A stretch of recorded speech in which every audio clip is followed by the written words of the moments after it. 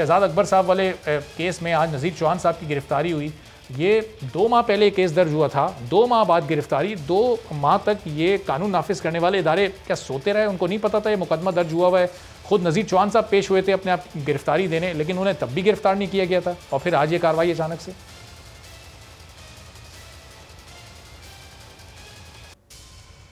देख के पहली चीज तो ये कि मैंने कादिमंद वकील साहब ने जो कुछ कहा वो सुना नहीं, जिससे कि आपके यहाँ से आवाज नहीं आ रही थी। अगर आप बयान करते जाएं अच्छा, जो उन्होंने इश्यूज उठाए थे तो मैं एक एक का जवाब देता जाऊंगा। जी जी, वही तो धांधली से मुताल्लिक कुछ चीज़ें। अली अमीन गंडापुर साहब जो प्राइम मिनिस्टर उनको लेकर अपने जहाज में घूम रहे थे, फिर वो स्टेज पर बैठे हुए थे, अली अमीन गंडापुर साहब वहाँ गुफ्तगू भी कर रहे थे। रूल्स तो वायलेट हुए, लेकिन प्राइम मिनिस्टर के खिलाफ कोई कार्रवाई नहीं हुई, कोई नोटिस नहीं हुआ। फिरदौस साहब को आवाज आ रही है? चलें फिरदौस साहब को रिकनेक्ट जरा करते हैं सही से, ताकि मैं नहीं समझ पाया कि जब इलेक्शन कमीशन, जी चलें, आप इलेक्शन कमीशन आज़ाद है और उस इलेक्शन कमिश्नर के अपॉइंटमेंट में भी, जैसे कि नैब के चेयरमैन के अपॉइंटमेंट में भी पाकिस्तान तहरीक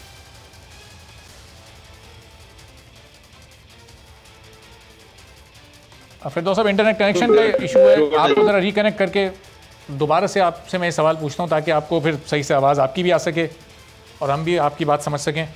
तो अब्दुल कादिर साहब, ये जो आज गिरफ्तारी नज़ीर चौहान साहब की हुई, ये 2 माह पहले ये मुकदमा दर्ज हुआ था, और इस दौरान फिर बजट पास हुआ, मुसालियत की कोशिशें भी की जाती रहीं, आज़ाद कश्मीर के इलेक्शन भी तहरीक इंसाफ जीत गई। तो ये क्या कहीं ये 2 माह तक क्यों ये इंतज़ार किया गया? आप क्या समझते हैं? आपकी सवाल से मैं छोटा सा जवाब और पहले वाले सवाल का देना चाह रहा हूँ।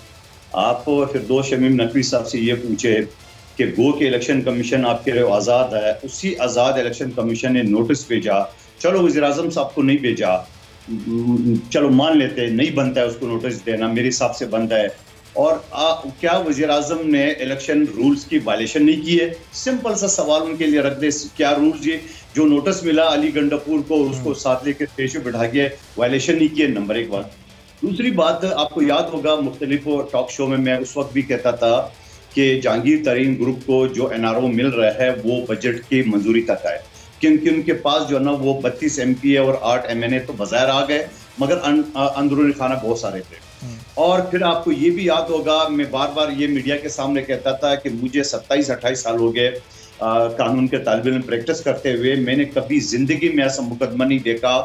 गो के एक SHO का मुकदमा तो झूठा हो सकता है, FIR तो झूठा हो सकता है, बाकायदा जुडिशल कमीशन बना आटा चीनी स्कैंडल में, और उस कमीशन के रिकमेंडेड केस के ऊपर जहांगीर तरीन साहब उसके बेटे के खिलाफ, गो के खुसरो बख्तियार के खिलाफ नहीं बना, मुझे वहां भी शिकायत है।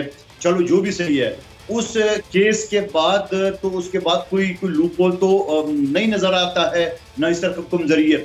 उसके बाद क्या बात है, जब बजट नजदीक आता है तो जहांगीर तरीन साहब उस मुकदमे का, उस FIR का जो बेल फॉर अरेस्ट उसने लिए है वो वापस लेता है, और FIA और प्रोसिक्यूशन ये कहता है कि हमें इसकी गिरफ्तारी जरूरत नहीं है। तो भाई एनआरओ की 4 कान नहीं होते, इसी को एनआरओ कहते हैं, यही एनआरओ है। अब चूंकि जहांगीर तरीन से उनका काम निकल गया, अब जाके फिर उसने डंडा उठा लिया है। तो कादिर साहब एक ऐसा ग्रुप जिसमें ये कोई 35 के करीब इतने सीनियर सियासतदान हो, जहांगीर तरीन जैसा शख्स उनको लीड कर रहा हो, तो ये जो बात आपकी समझ आ रही थी और आप बता रहे थे, तो ये इतना सियासी शौर उन लोगों में नहीं था? उन्हें नहीं पता चल रहा था कि ये सिर्फ ये बजट के बाद तक की ये कहानी है, उसके बाद हमारे खिलाफ कार्रवाइयां शुरू हो जाएंगी? भाई उन बेचारों ने तो एतबार किया, इनको ये नहीं पता कि यू टर्न का मास्टर है, ये इस बात पे भी यू टर्न लेके झुके ले लिया आपके सामने। मेरे टॉक शो उठा के देख ले, बजट से पहले हर शो में कहता था, लेकिन इन्होंने एतबार कर दिए, मगर क्या करे, वो यू टर्न से मजबूर है। सही। तो फिरदौस साहब, ये एक बार फिर वही सवाल आपके लिए, वो जो रह गया था, ज़ाहिर है इंटरनेट कनेक्शन की वजह से आपकी आवाज़ नहीं आ रही थी। अली अमीन गंडापुर साहब प्राइम मिनिस्टर के साथ आज़ाद कश्मीर में घूम रहे थे, ये इलेक्शन रूल्स की वायलेशन थी या नहीं थी, क्योंकि उनको नोटिस हो चुका था?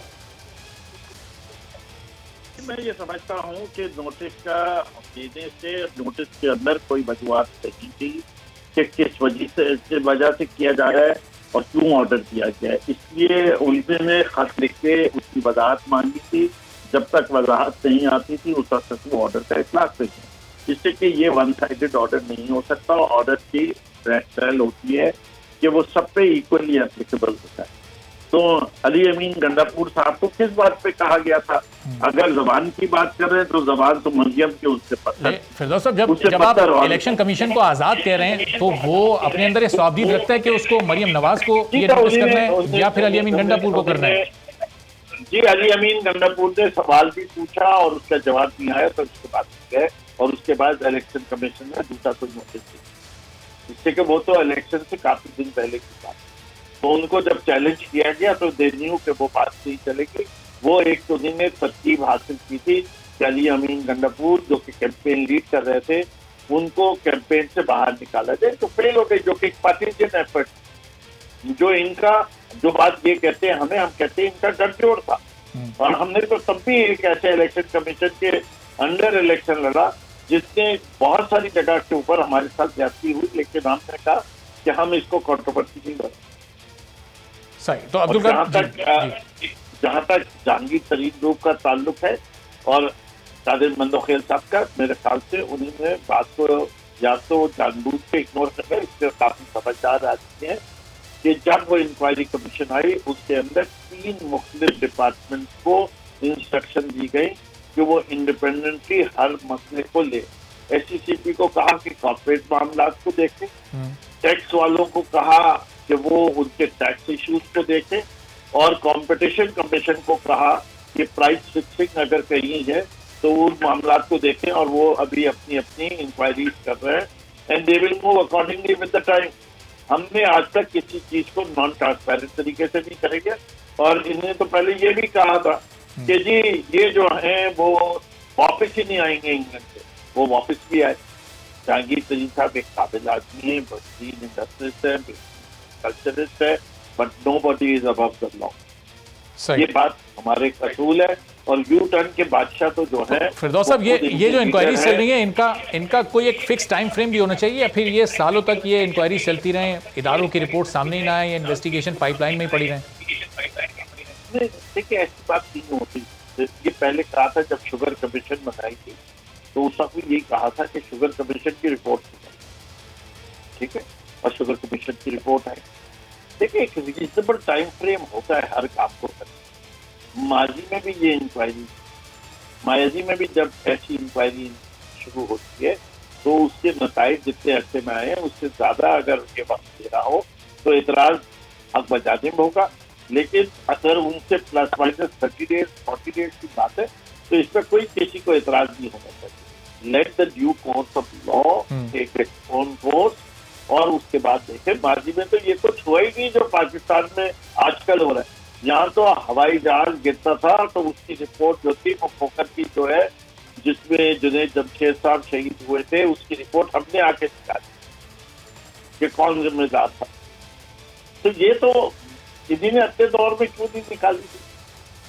तो ये जवाब नहीं दे सकते ये लोग इसका, because we believe in good governance. सही, ठीक है। तो ये यहाँ जिस तरीके से पाकिस्तान पीपल्स पार्टी डिक्टेटरशिप के जरिए जिनमें हुकूमत कर रही है, हर चीज के ऊपर आप ट्रॉमा सेंटर देख लीजिए, 2012 में 40 ट्रॉमा सेंटर बनने थे, कोई ऑपरेशनल नहीं है।